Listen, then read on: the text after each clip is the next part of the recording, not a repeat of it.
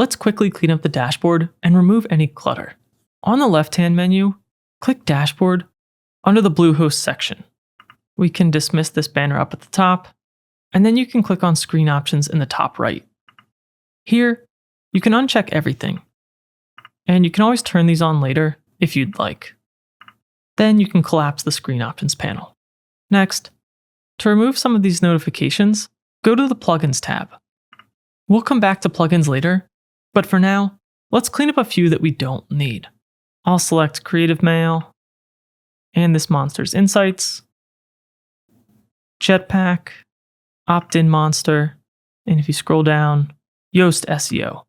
Then scroll back up and click the drop-down under Bulk Actions, then click Deactivate, and Apply. If you want to remove these plugins for good, we can select them again.